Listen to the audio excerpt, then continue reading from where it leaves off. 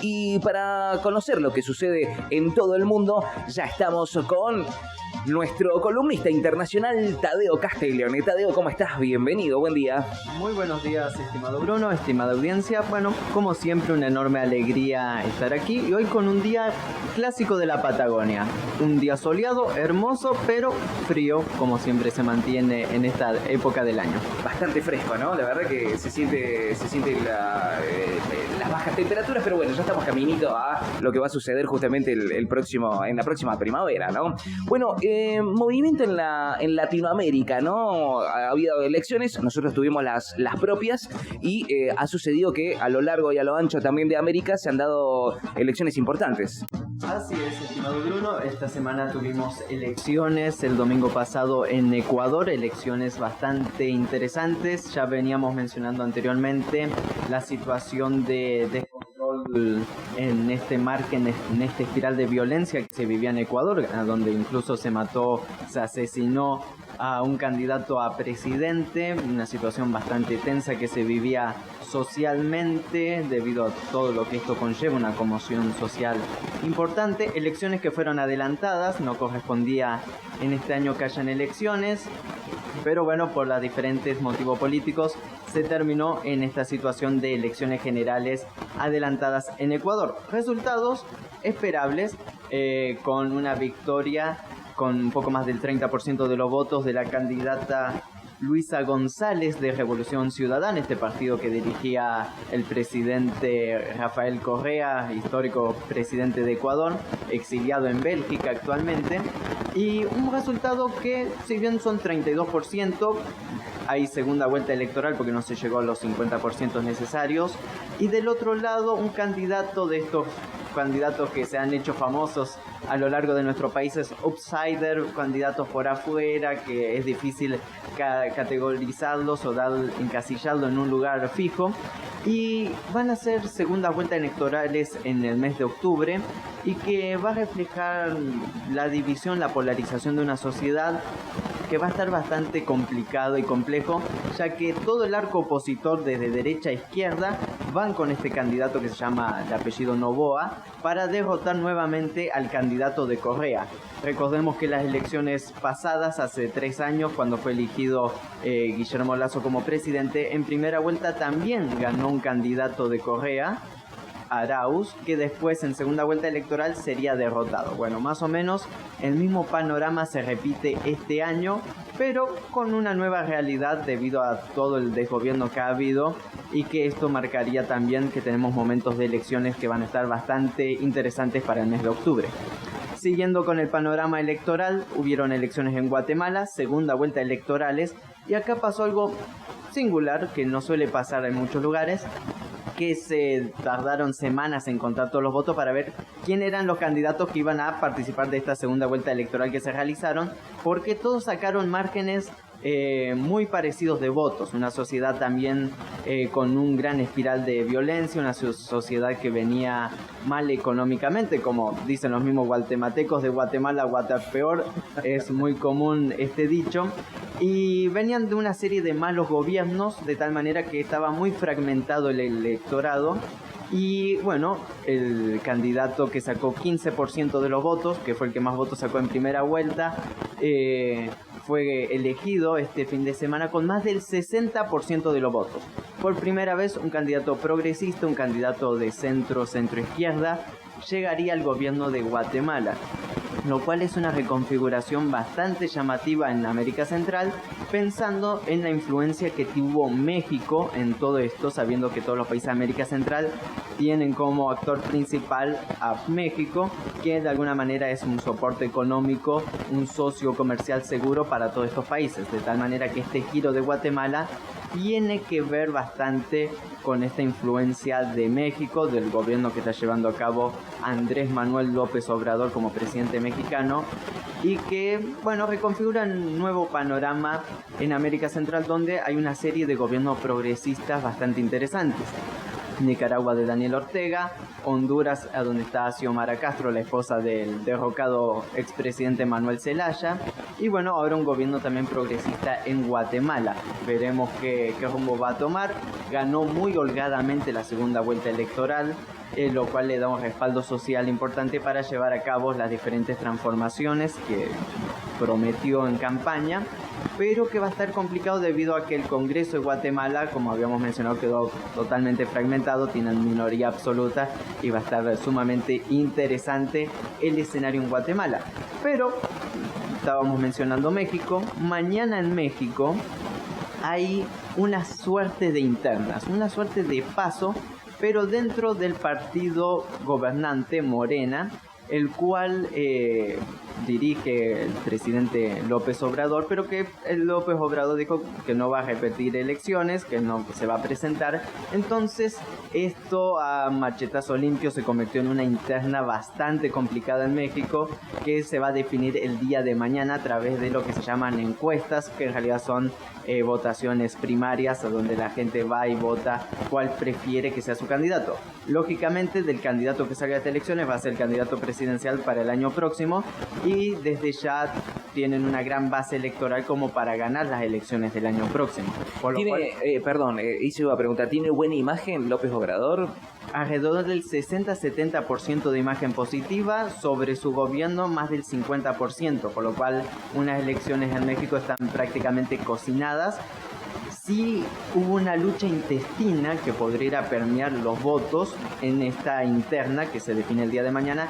No hubo arreglos a posteriori de cómo se van a reorganizar después de esto. No hubo arreglos antes y habían discusiones muy severas, casi como si se trataran de opositores mismos. Y una de las candidatas favoritas para mañana es Claudia Sheinbaum, que es la que dirigía la Ciudad de México y que tiene muchos claros oscuros en su candidatura, porque en su gira por todo México se sacó muchas fotos con candidatos, con gente de otros partidos políticos 100% opositores al gobierno de López Obrador, como que estaba permeando para obtener el apoyo de estos sectores, más tirando centro-derecha, para atraerlos para que ella gane su candidatura. Del otro lado está Marcelo Ebrard, que era el canciller de México, un diplomático muy reconocido, tuvo un papel muy interesante a nivel internacional. Y después está Adán Augusto, que es el mano derecha de López Obrador, que lo acompañó en todo momento de su gestión, incluso cuando López Obrador era nadie. Siempre estuvo ahí al lado, al pie del cañón, con una gestión bastante interesante, con una proyección del México a futuro. Y que, bueno, veremos mañana cómo se va a armar todas estas coaliciones. López Obrador dijo que él no iba a apoyar a ninguno abiertamente como para condicionar el voto, sino que cada uno tenía que ir a las bases y convencer a las personas para lograr los objetivos electorales. Medio como Mauri, ¿no? Cuando se hicieron las internas dijo, no, yo no voy a apoyar a nadie, y finalmente después se supo a quién, ¿no? Pero es una cuestión media similar, ¿no? Algo similar, y con esta proyección también del destino de México, que es un país sumamente interesante para tener en consideración, atado a América del Norte, indudablemente, como decía el dicho popular mexicano, pobre México, tan lejos de Dios pero tan cerca de Estados Unidos. Hay que saber jugarla bastante bien, teniendo a Estados Unidos compartiendo una frontera en común. López Obrador se le puede criticar muchas cosas, pero se dio la maña para llevar un gobierno mexicano bastante digno. Y bueno, lo que derive de todo esto, están las puertas abiertas. Muchos hablan de que un triunfo de esta señora Claudia Sheinbaum podría ser un retroceso para México.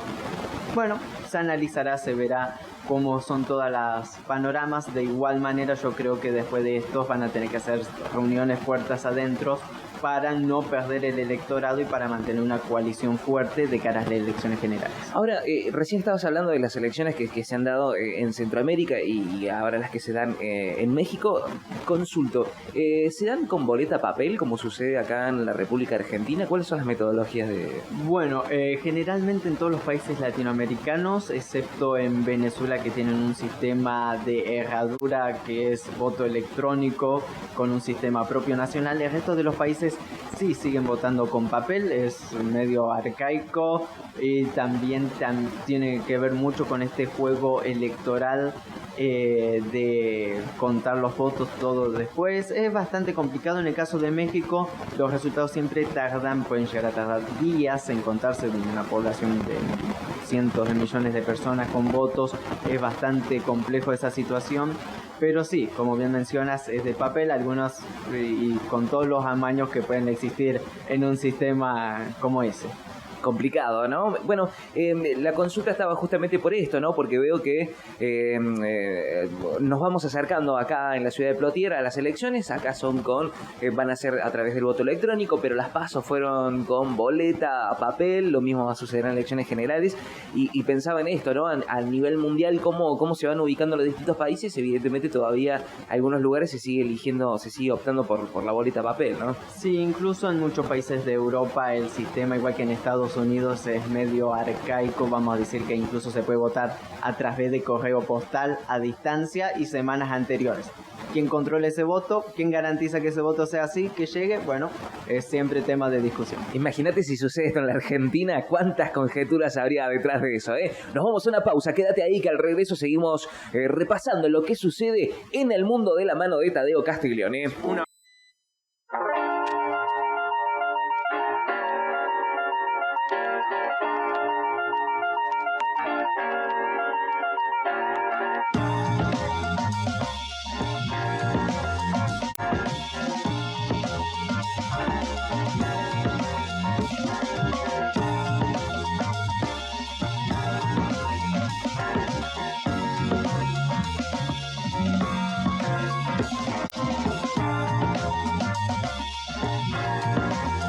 Estamos de regreso en esto que hemos dado a llamar Lado B y seguimos repasando lo que sucede en el mundo. Recién te contamos lo que sucedía en Latinoamérica, producto de las elecciones que se van dando y lo que se van a dar también, que sin dudas hay que prestar atención porque nuestra querida Argentina también va a estar involucrada en esto.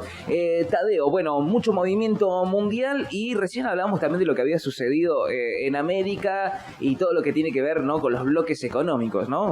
Así es, y esta semana giró en torno también a Argentina y su posicionamiento global. Esto es sumamente interesante a tener en cuenta, lo que ha sucedido con esta cumbre del BRICS en Johannesburgo, en Sudáfrica, en donde los países, esta coalición de países emergentes, de países económicos potencias, como es esta coalición de Brasil, Rusia, India, China y Sudáfrica, en una cumbre que marca un antes y un después en la historia mundial, prácticamente porque estamos delante de un nuevo reordenamiento mundial, que ya se había dado por abajo de la mesa y ahora de manera oficial se da con platillo y bombos y con todo lo que esto significa. Esta cumbre del BRICS tenía varios ejes importantes con una centralidad económica, en las cuales se tenía que discutir cuáles van a ser los pasos a seguir para esta coalición de países y cuáles iban a ser los miembros a aceptar en esta nueva coalición. Entre estas hubieron varias discusiones, idas y venidas para ponerse de acuerdo qué países eran preferibles para entrar, cuáles no. Recordemos, más de 20 solicitudes a nivel mundial para unirse a este club selecto, porque el BRICS representa integración económica, representa diversidad de frentes y una composición bastante interesante que trae muchísimos beneficios en todos los ámbitos.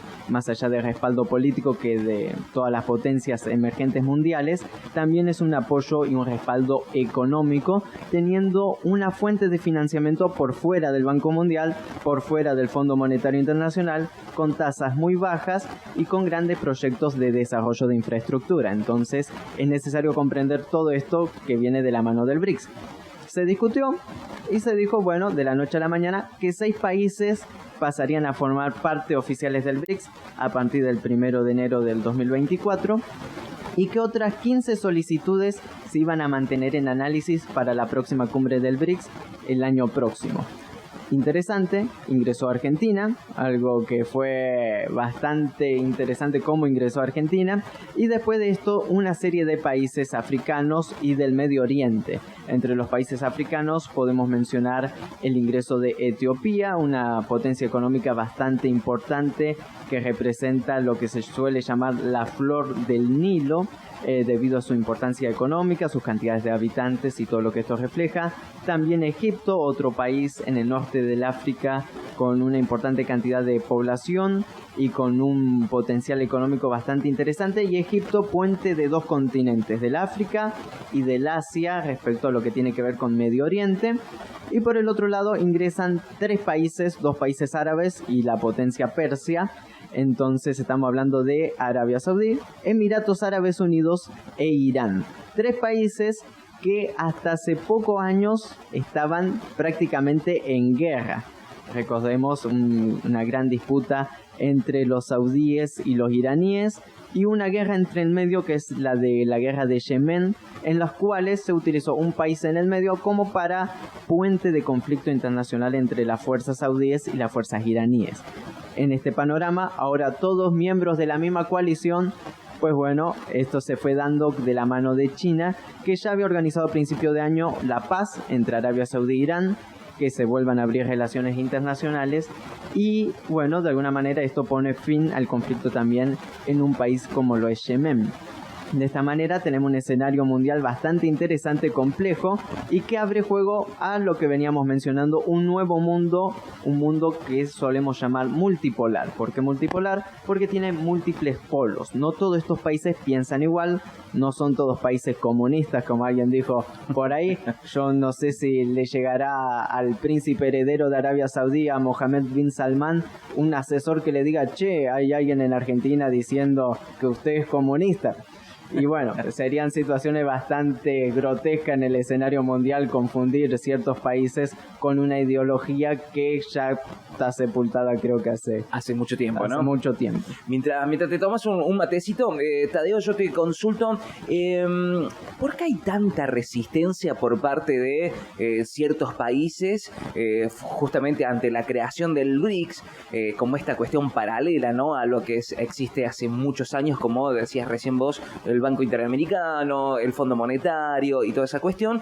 Y por otra parte, consultarte si esto tiene que ver como una una otra cara de la moneda, digamos, del G7, de estos países poderosos. ¿Esto realmente es así? ¿Esta lectura es correcta? Hay que comprender que en este panorama de conflicto mundial abierto que existe, hace tiempo se abrieron dos frentes, uno en contra de Rusia en Europa del Este y otro en contra de China en el Asia-Pacífico. De esta manera, las potencias emergentes se empezaron a dar cuenta que o definen sus propios destinos por sí mismos, o otros te van a definir tu propio destino. El BRICS es definir el destino de cada país de manera soberana. Un proyecto bastante interesante económico dentro del BRICS es el comercio en monedas nacionales, dejando por fuera el dólar, dejando por fuera el euro, dejando por fuera el yen japonés. Definir las economías con monedas nacionales es potencializar las economías internas del país. Lo que viene a hacer el BRICS es una integración total. Esto es interesante porque muchos creen que ellos van a imponer sus reglas de juego, pero en realidad hay una suerte de equilibrio de comercio con aranceles bajos que terminan convirtiéndose en un ganar-ganar. A diferencia de lo que se define con otros organismos internacionales, esto marca una clara diferencia en este escenario, en donde no se benefician algunos, sino que se benefician todos en un equilibrio bastante equitativo en el reparto de las riquezas y en este reparto internacional. Muy bien, qué difícil que es, ¿no?, comprender que estos cambios son necesarios, ¿no?, y que este tipo de bloques también van a traer muchos beneficios, sin dudas, para la Argentina. Ahora, insisto en esta resistencia que hay, y justo cuando se coquetea tanto en tratar de dolarizar la economía argentina, y nace este bloque económico, donde hay países sumamente importantes, ¿no? ¿Qué ha hecho que Argentina forme parte de las BRICS? Bueno, la apuesta fue bastante interesante. Si vemos cómo se compuso el mapa, vemos que en realidad todos los países cuentan con un aliado del BRICS ahora cerca. Los países árabes en su conjunto están limítrofemente con otros países que ahora son parte del BRICS, los mismos Sudáfrica con Etiopía, y Brasil quedaba aislada de alguna manera como miembro del BRICS sin contar con un eje de apoyo para de alguna manera potenciar todavía todos los desarrollos del BRICS. Por eso Argentina jugaba un papel importante. Argentina está entre las 20 economías a nivel internacional, recordemos que es parte del grupo del G20, tiene una gran cantidad de recursos naturales, tiene un gran potencial de desarrollo industrial, manufacturero y demás, que hace falta potenciarlos. Esto es de lo que viene de la mano del BRICS, poder compartir y poder ampliar todos estos desarrollos con mercados emergentes. Estábamos escuchando en tu columna sobre que se hablaba de que Mauricio Macri iba a servir para abrir mercados emergentes. ¿Cuáles son esos mercados emergentes? Porque Europa, en este momento, Alemania y Países Bajos entraron en recesión, están en una crisis económica. Estados Unidos es una economía que es casi autosuficiente y que se mantiene entre sí misma. Recordemos lo que pasó con los limones que se quería vender a Estados Unidos. Creo que se llenaron un par de pallets y eso fue todo el comercio internacional con Estados Unidos. Entonces, hay que entender que hay otro mundo, hay una potenciación muy importante y Argentina juega un papel clave y vital. No tan solo por su riqueza, sino también por su posición. Es un nexo de acá hacia el África, de acá hacia el Océano Pacífico. Tenemos estas rutas comerciales también importantes, la proyección hacia la Antártida. Es un panorama bastante complejo y que se haya abierto el BRICS es un respaldo también hacia la soberanía argentina, incluso sobre la isla Malvinas y el Atlántico Sur, los cuales no puede ser despreciado. Entonces, hay muchas aristas en esta asociación que es estratégica, que es muy importante y que es necesario comprender. Esta semana la India, por ejemplo, uno de los países del BRICS que está pisando bastante fuerte, puso un satélite en la luna, no es cualquier cosa. A bajo costo, ¿no? Dicen que es... Fue muy económico y muy eficiente en todo, e incluso sorprendió a la misma NASA y a la Asociación Espacial Europea. Entonces, hay un mundo que tal vez no se nos está contando la historia completa respecto a cómo está todo este panorama global. Y esto tiene que ver con dos perspectivas de visiones, lo voy a mencionar brevemente, de cómo se ven los hechos. Una forma de ver los hechos se llama forma caleidoscópica, ¿eh? Como este aparatito cuando miramos, sí. Que vos lo girás, tiene diferentes formas, pero vos lo estás viendo a través del prisma de la visión de alguien que te puso el aparatito delante de tus ojos. Entonces vos podés ver diferentes visiones, pero siempre según el que te lo puso delante de los ojos. Y la otra forma de visión, esto sirve para todos los aspectos de la vida y más en el escenario internacional, se llama visión mosaica, que es la de ver mosaicos, la que uno podría interpretar de mejor manera, ver un cuadro y vos podés ver las pequeñas partes que componen un cuadro. Entonces, ¿cuál es una visión correcta? Bueno, en la que uno puede ver el panorama y puede interpretar las diferentes partes del panorama, y la otra es quienes te componen el panorama te lo giran y te hacen creer y ver lo que ellos quieren ver. Interesante para tener en cuenta qué tipo de visión tenemos, qué tipo de visión internacional tienen nuestros políticos, si le están vendiendo una imagen distorsionada del mundo o si tal vez tienen una visión un poquito más abierta, más compleja, que sería esta visión mosaica de poder interpretar los objetos, los acontecimientos a nivel internacional. Qué importante esto, ¿no? Y creo que la importancia de poder conversar y dialogar justamente de lo que sucede en el mundo es justamente esto, ¿no? Porque a la hora de elegir también nuestros próximos dirigentes es entender también cómo nos vamos a parar a partir de ahora en esta reconfiguración que está habiendo en el mundo y en estas grandes potencias que nosotros, es cierto, ¿no? El Prisma hemos estado acostumbrados a hablar siempre de potencias como Alemania, como Japón, como Estados Unidos, y que no salíamos, ¿no?, de esas grandes potencias, y hoy estamos hablando que están en retroceso, diría, están reculando en chancletas, ¿no?, como dice el viejo dicho, y hay otros países que están emergiendo, que en realidad hace mucho tiempo que tienen este potencial y que hoy deciden, che, vemos que hay una debilidad de este lado, nos empezamos a fortalecer y empiezan a buscar países y nos involucran a nosotros. Recién hablabas de esto, ¿no? Tantas solicitudes de querer ingresar y a nosotros nos han aceptado. Entonces es sumamente importante, me parece, poder comprender esto de cara justamente a lo que va a suceder en octubre y entender que bueno, estamos insertos en un mundo y que ese mundo está cambiando y tenemos que saber de qué lado nos vamos a parar, ¿no? Así es, Bruno, es sumamente importante comprender estos temas y hay un eje más, lo voy a mencionar brevemente, que es el tema económico.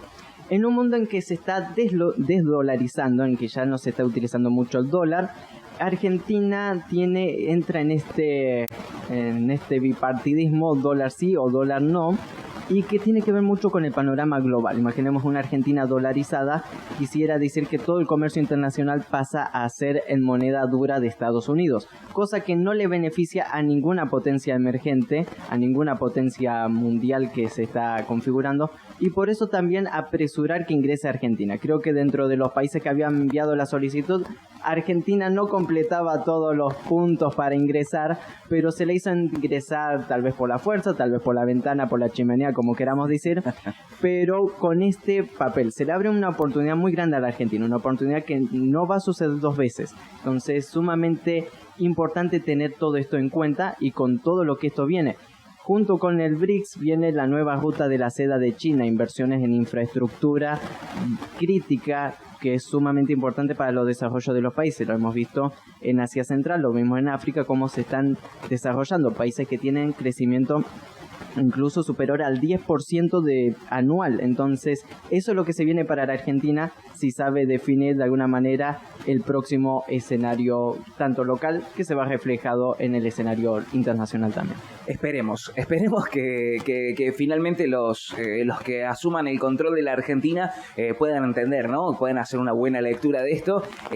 Lamentablemente indican que, bueno, uno de los principales que encabeza dice que quiere romper lazos con todos, aislarse y no estaría bueno, ¿no? No estaría bueno para nuestra querida Argentina. Tadeo, gracias por tu claridad ante tanta información confusa que anda dando vueltas. Nosotros acá en el lado B trayendo un poquito de claridad. Así es, creo que el propósito del lado B, presentar la otra cara de la situación local, regional del país y también internacional. Y bueno, como siempre hicimos, con un compromiso con la verdad. Tadeo Castiglione está haciendo absolutamente toda la información en esto que, bueno, justamente ha sucedido en esta semana, en los últimos días, y en la agenda que trae justamente la incorporación de la Argentina a las BRICS. Nosotros te lo contamos aquí en el lado B.